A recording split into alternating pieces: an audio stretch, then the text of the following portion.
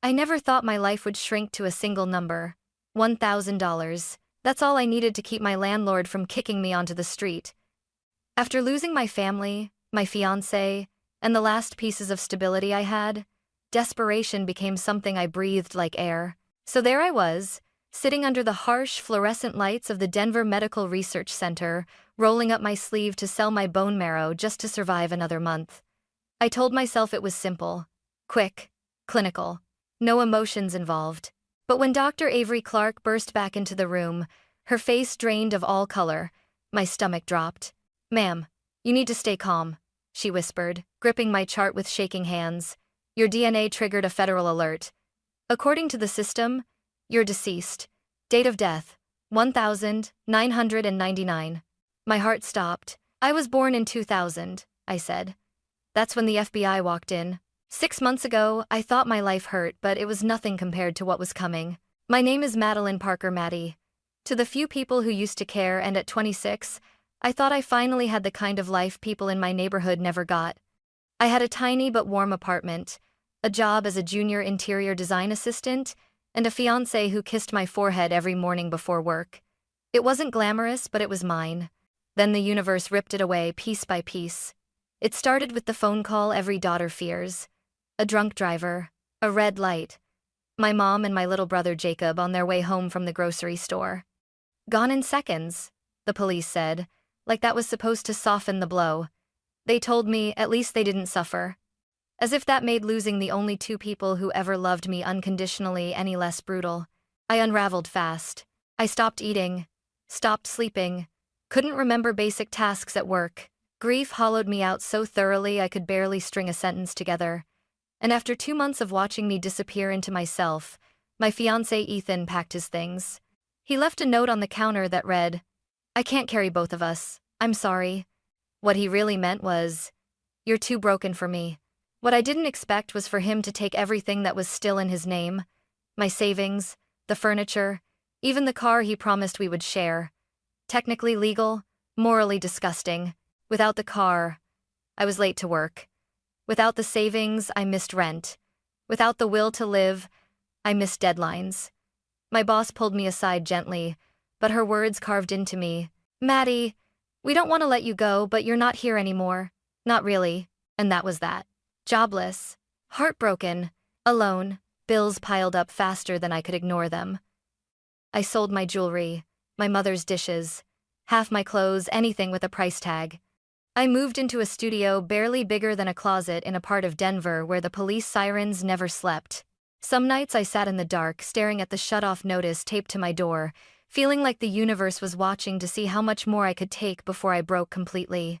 Then, one freezing morning, while I was walking to buy dollar store ramen, I saw it. A worn-out advertisement on a bus stop bench. Bone marrow donors needed. Immediate $1,000 compensation. It's ceiling due him. $1,000. Enough to buy me time. Time to breathe. Time to not be homeless. Time to pretend I could rebuild. I stood there for a long minute, staring at the ad while the wind whipped my hair into my face. Then I pulled out my cracked phone and dialed the number. "Denver Medical Research Center," a cheerful voice answered. "How can I help you today?" I want to donate bone marrow," I said. "Of course. Let's schedule your screening. Are you available tomorrow morning?" I hesitated only 1 second. "Yes, I'll be there."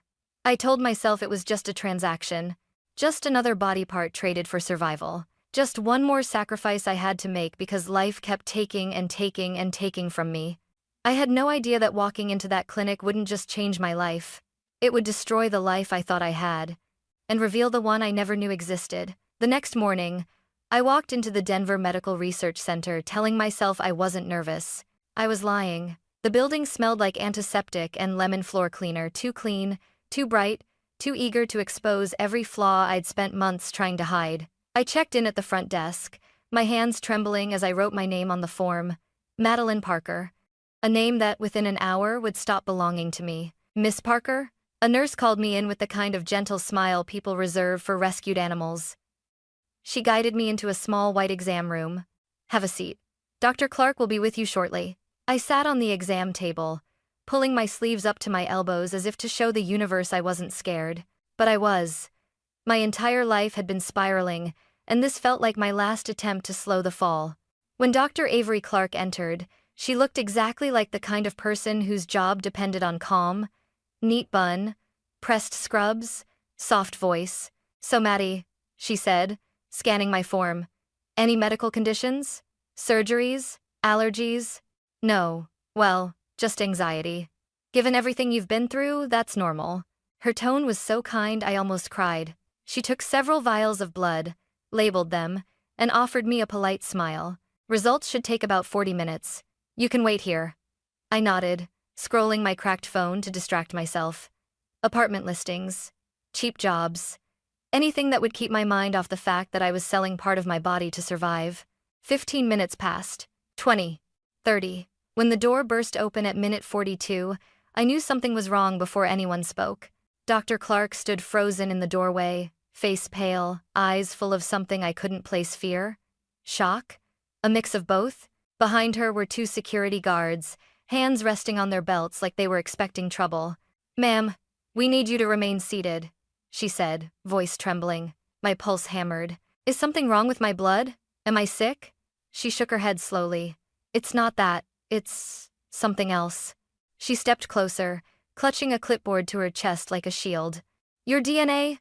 Triggered a federal alert. I blinked. "A what?" "A federal alert. The sample was automatically checked against CODIS federal databases. According to the system, you're listed as deceased." I stared at her, waiting for the punchline. "Deceased?" I repeated. "Yes." Her voice cracked.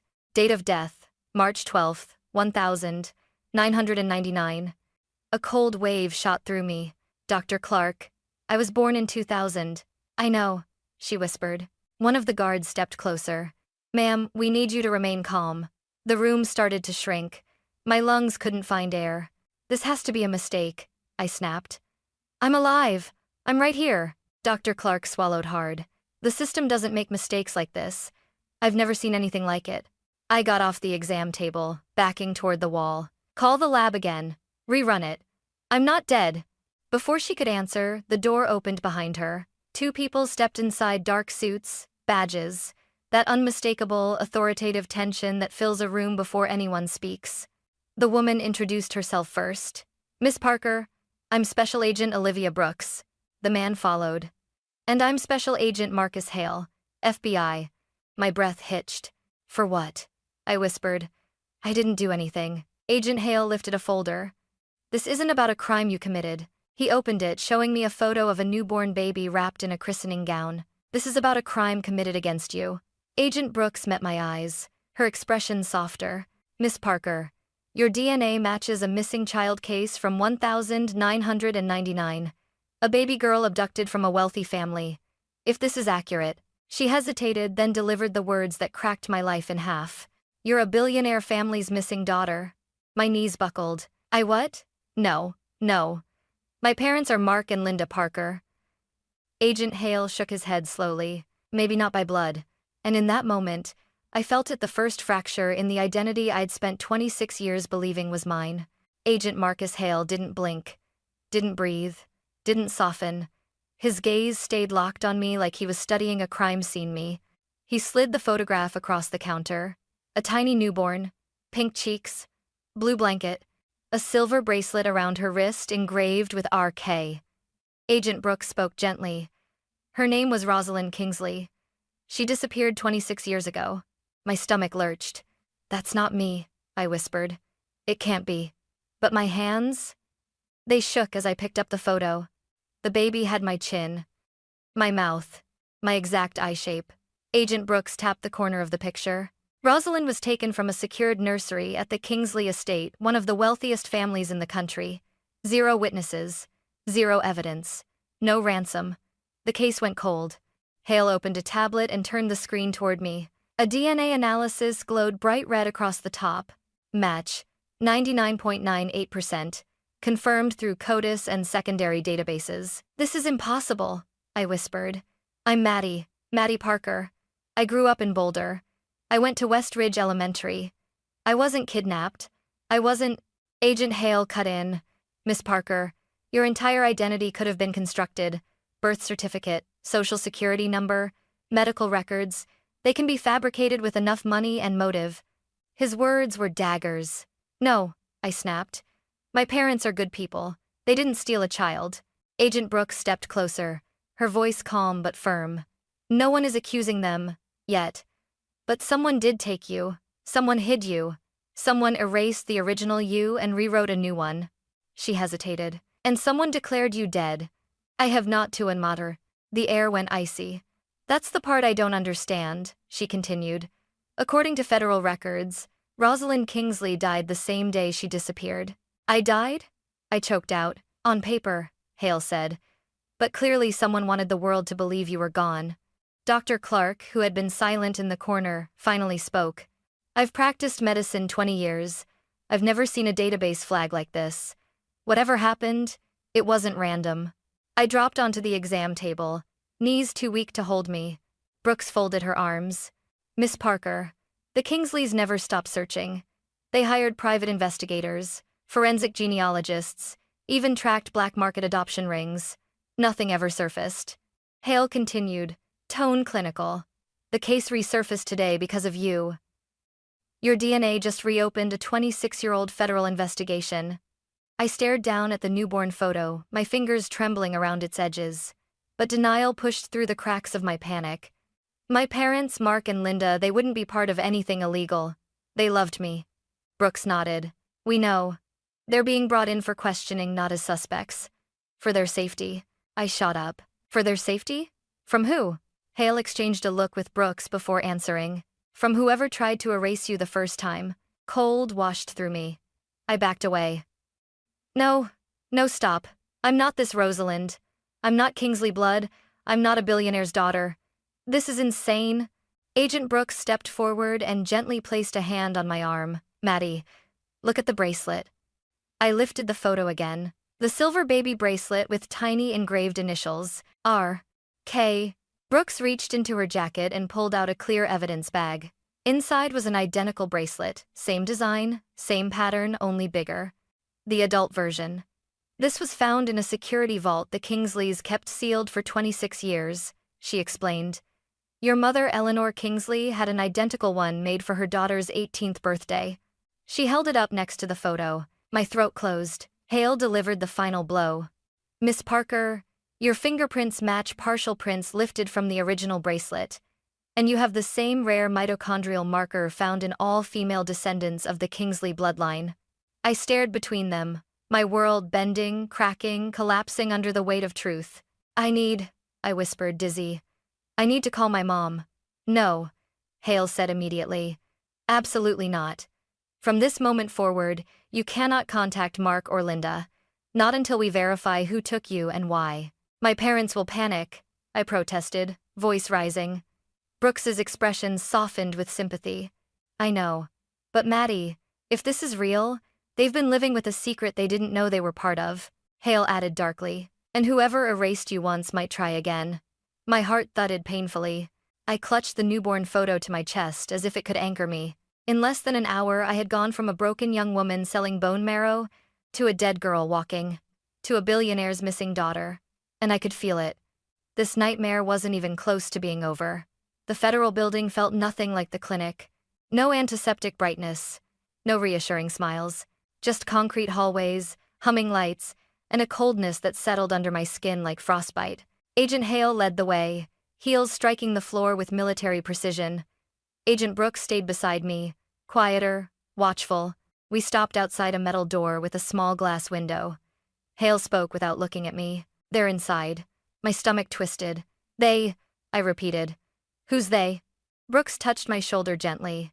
Mark and Linda Parker. My breath hitched. My parents? I whispered. Your legal guardians, Hale corrected automatically. I wanted to hit him. Brooks shot him a warning glance, then turned to me. They are not under arrest. We brought them here to protect them and to get answers. I nodded shakily. Can I see them alone? Brooks hesitated. Hale didn't. No. Not until we understand the full scope of what happened 26 years ago. His hand pressed a button and the door clicked open. Inside was a small room with soft yellow lighting clearly meant to look less intimidating, but it failed. A round table sat in the middle, and next to it, my mom, Linda Parker's face was blotchy and red from crying. My dad, Mark, sat beside her, his hands clenched tightly, knuckles white. The moment my mom saw me, she let out a broken sob. Maddie, oh my God, my baby. She stood up too quickly, stumbling. I rushed to her and caught her in my arms. Her tears soaked into my shirt as she clung to me with a desperation that tore something deep inside me. I'm so sorry, she whispered, again and again. I'm so sorry. My dad placed a trembling hand on my back. We should have told you, he said, voice cracking. We should have told you years ago. My heart pounded hard enough to bruise my ribs. I pulled back, searching their faces. Told me what? I whispered. Hale stepped into the room, closing the door behind him. Brooke stayed near the wall, giving us space but listening carefully. My dad breathed out a long, shuddering sigh and reached into his coat pocket. From it he pulled a small, faded cardboard box. It looked old, worn, handled too many times by hands that were afraid to open it. He placed it gently on the table. This is all we've ever had, he said softly. My mom covered her mouth as tears streamed down her cheeks. I opened the lid with shaking fingers. Inside were 3 things. A silver newborn bracelet engraved R.K., a hospital tag with no hospital name, a Polaroid photo of a woman in a dark coat, face half hidden. My dad spoke first, voice trembling. It was December 1999. Linda had just lost another pregnancy. Our third. His voice cracked. My mom reached for his hand. I was sitting in the parking lot, she whispered. Mark had gone inside to get my medication. I was crying. I didn't want to go home to an empty nursery again. Her shoulders shook. And then, she choked. She appeared. Who? I asked, staring at the Polaroid. We never knew her name, my dad said. She looked desperate, pale, nervous. She kept looking over her shoulder. He swallowed hard, the memory visibly painful. She said she needed to hide her niece, he continued. Said the baby's parents died in a car crash, that the child was in danger, that she couldn't keep her. My mom sobbed harder. She placed you in my arms, she whispered. You were so tiny, wrapped in a blue blanket. I knew instantly. I loved you. My dad continued. She gave us documents, a birth certificate, medical records. Everything looked legitimate. Then she offered us $30,000 to take the child and never ask questions. Agent Hale cut in, voice suddenly sharp. That woman, did she have any distinguishing marks? My dad closed his eyes. Yes. She had a scar on her left hand. A crescent-shaped scar near the thumb. Like a moon. Agent Brooks sucked in a breath. Hale froze. I didn't understand. What does that mean? I demanded. Brooks stepped forward. Maddie, that describes Margaret Kingsley, your mother's sister. Your biological aunt. My mom gasped. My dad stared at the agents in horror. No, we didn't know. We didn't steal a child. We didn't. I know, Brooks said quickly. We believe you. My throat burned with 1,000 tangled emotions. I turned back to my parents. My real parents. The ones who raised me, held me, comforted me, loved me. You took me, I whispered. Because a stranger told you to. My mom fell to her knees. We thought we were saving you, she cried. We didn't buy you. We didn't steal you. We just. Her voice broke into pieces. We just wanted a child to love. And you were a miracle to us. Our miracle. My heart cracked open. Not in anger. Not in betrayal. In grief.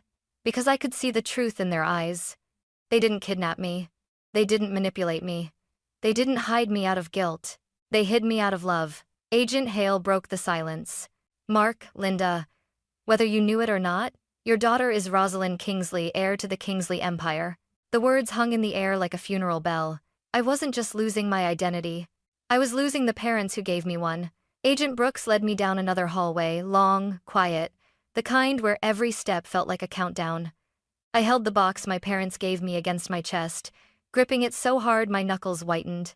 Inside it was every lie I'd ever lived, and maybe every truth I'd been denied. We're heading into the family conference room, Brooks said gently. Someone's asked to meet you. Who? I whispered. She didn't answer. Instead, she opened a door. The room inside was spacious, polished, filled with soft light instead of interrogation lamps.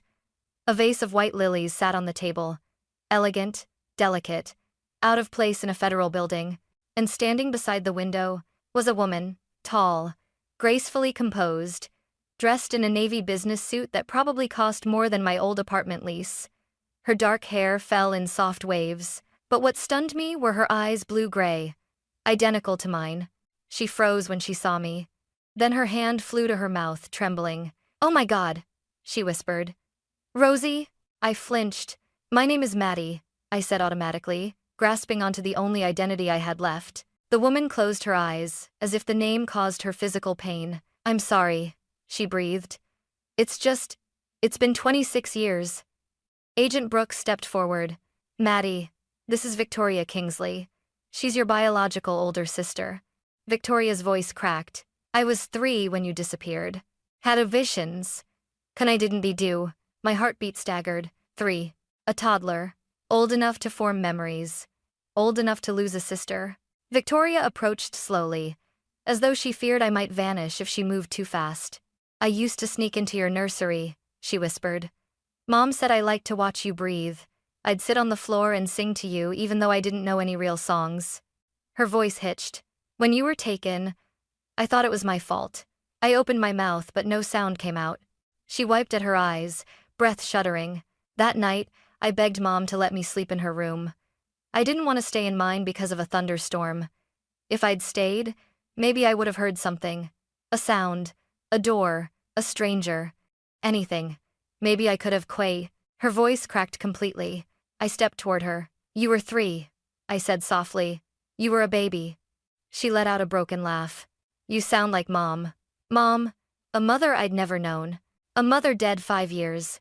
Victoria must have seen something shift in my expression, because she opened her bag and took out a small velvet box. "This was hers," she whispered, placing it in my hand. Inside was a delicate silver locket. On the front was an engraving. "R.K. My Rosie." My breath caught. Victoria reached out tentatively.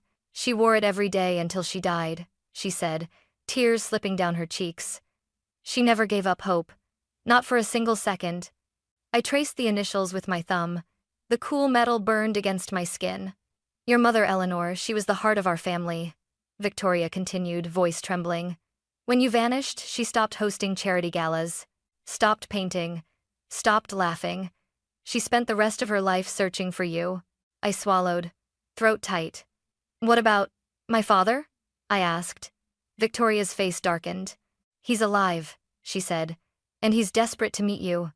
But before that," her jaw tensed, grief flickering in her eyes, "you need to know the truth about why you were taken." My pulse quickened. Victoria sat down, composing herself. "When you were born, everything was chaotic. My father, Jonathan Kingsley, was CEO of Kingsley Dynamics. At the time, he had business partners involved in overseas financing. One of those partners got entangled in criminal operations, things my father didn't know about. She met my eyes. And when Dad tried to cut ties, they threatened us." A cold shudder ran through me. "They planned to kidnap you," she said, voice shaking. "Use you as leverage. And then, kill you afterward." My stomach twisted. "Why?" I whispered. "To send a message," she said quietly. "To ruin him." My vision blurred. "And me?" I asked. "Who took me first?" Victoria inhaled sharply and held up the Polaroid I'd brought. "This woman," she said, tapping the face. "Her name was Margaret Kingsley. Our aunt.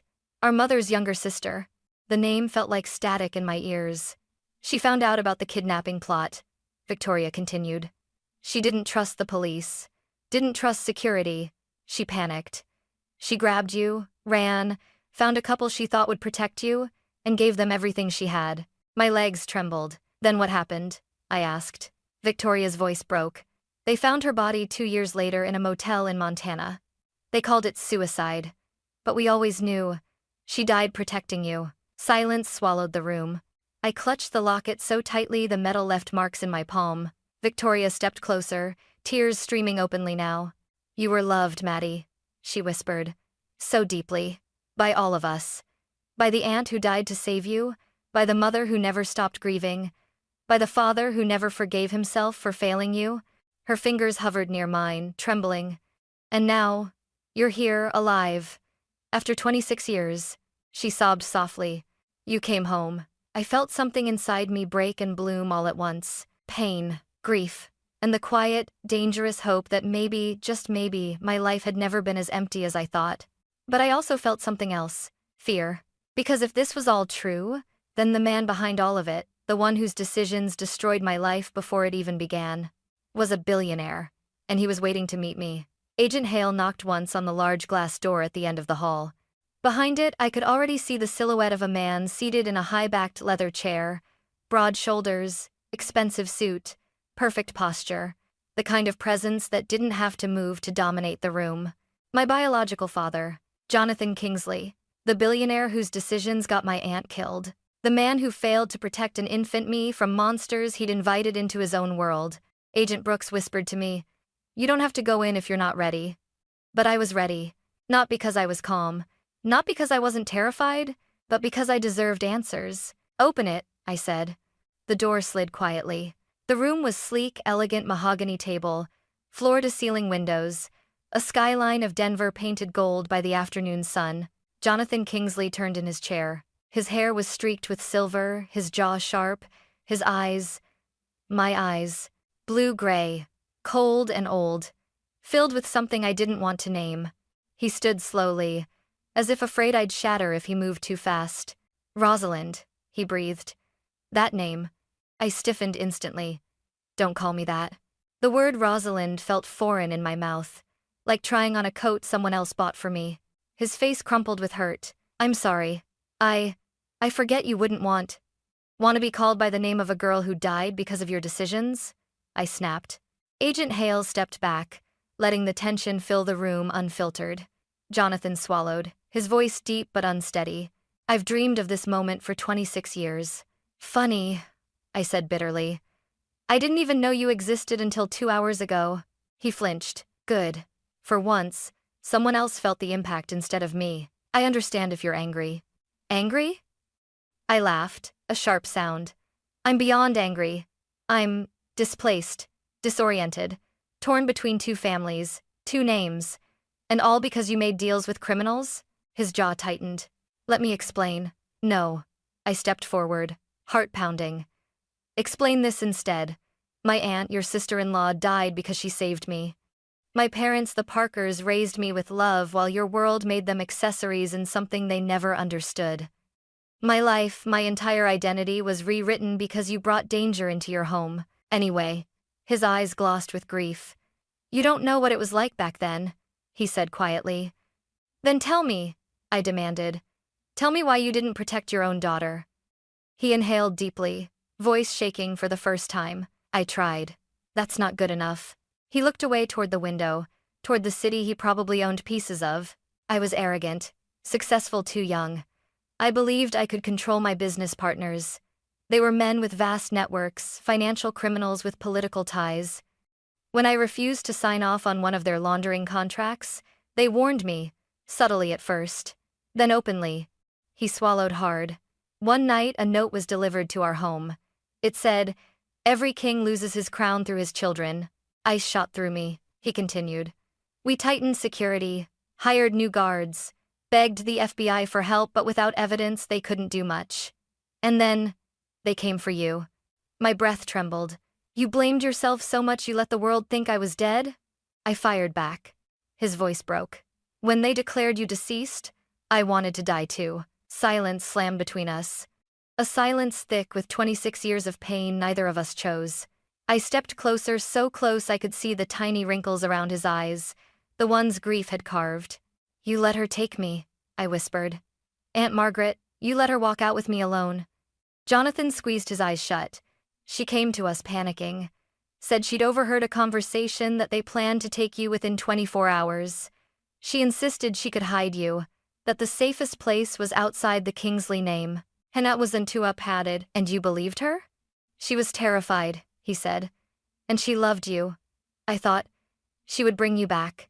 But she never did," I said softly. "Because she died protecting me." His voice broke open like something raw. "When they found her body, I knew it wasn't suicide. But the case never moved. Too much corruption, too many enemies. I lived, I said bitterly. But she didn't. Jonathan's eyes filled, and for the first time I saw not a billionaire titan but a broken man. Maddie, he said, using my chosen name. What Margaret did was an act of love. What the Parkers did was love. And what I did, what I failed to do, was something I've regretted every day since. I felt myself trembling. He reached into his coat and pulled out a thin folder. Inside were newspaper clippings, private investigator reports, and dozens, hundreds of photos of me at different ages. 5, 7, 14, 20. Pictures taken from afar. Your mom Eleanor never gave up, he whispered. We searched the world. Every case of unclaimed children, every adoption ring, every rumor. He placed the folder into my shaking hands. You were never forgotten. The room spun around me. My voice barely escaped my lips. You watched me grow up, he nodded. I couldn't get close without putting you in danger. But I made sure you were safe.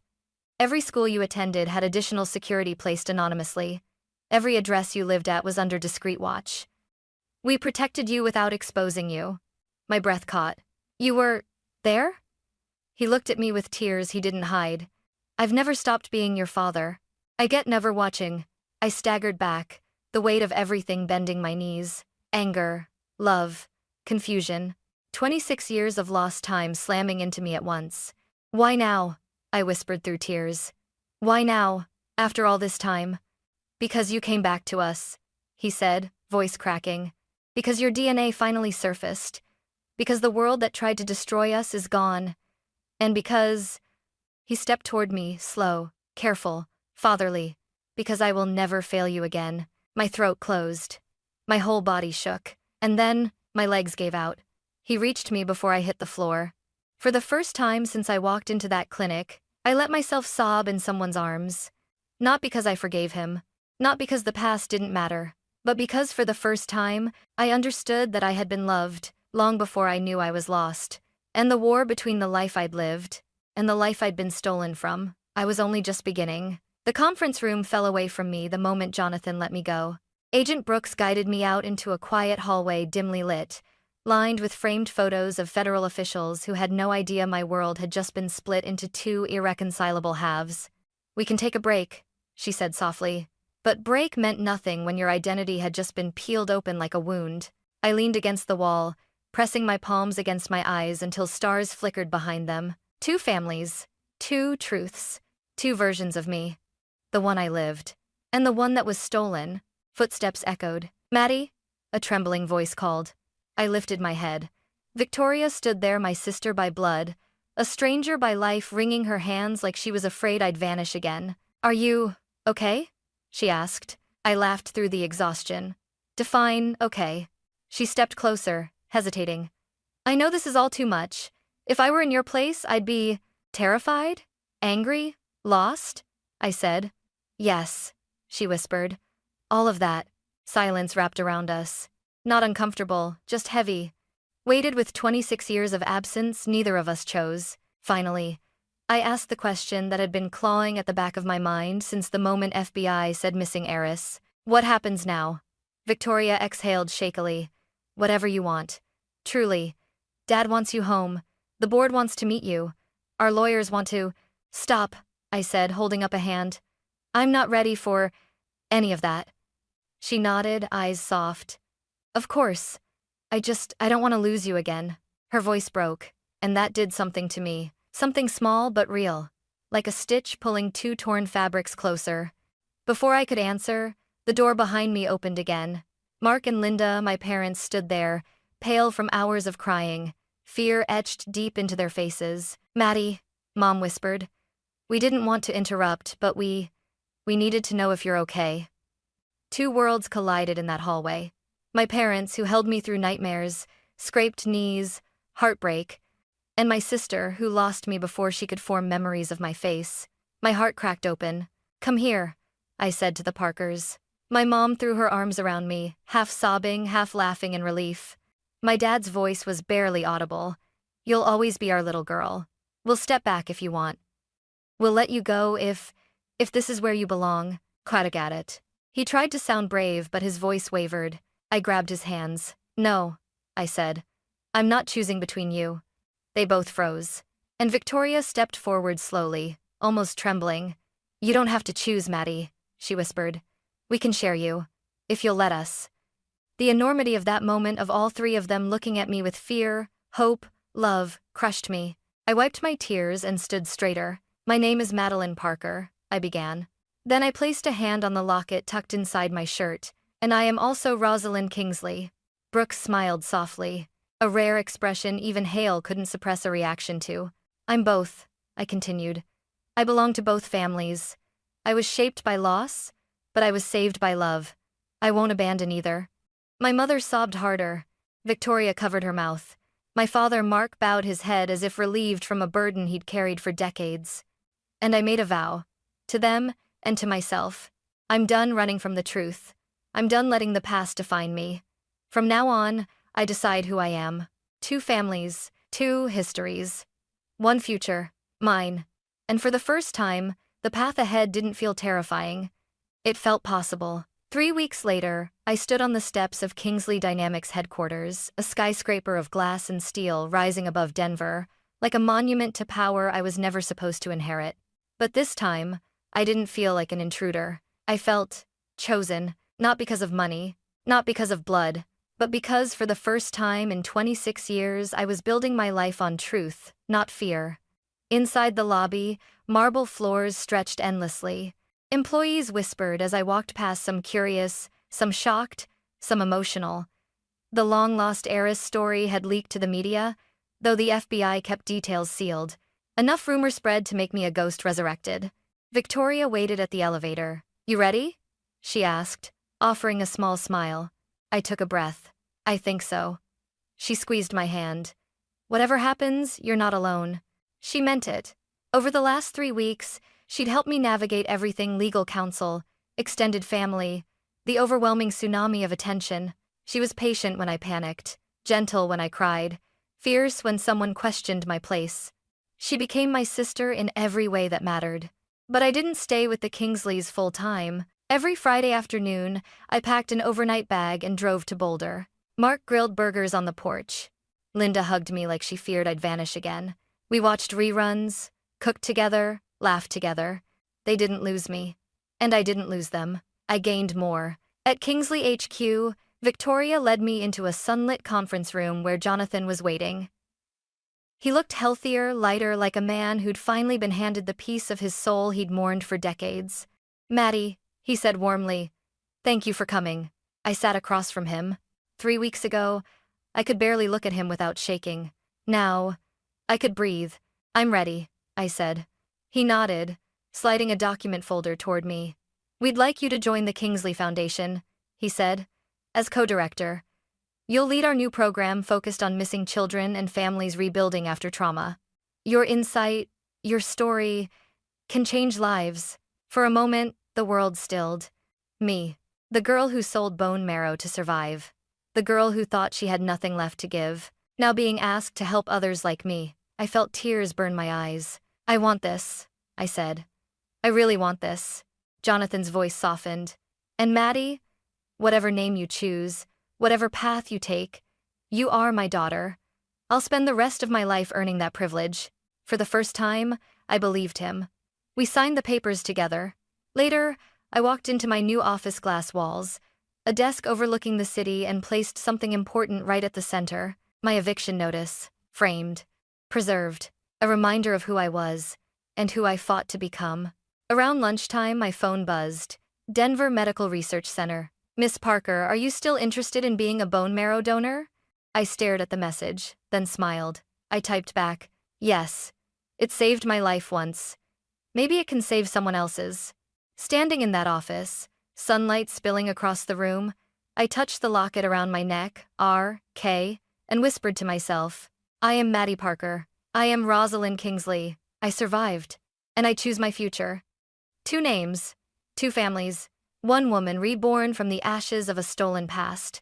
And for the first time in my entire life, I felt whole.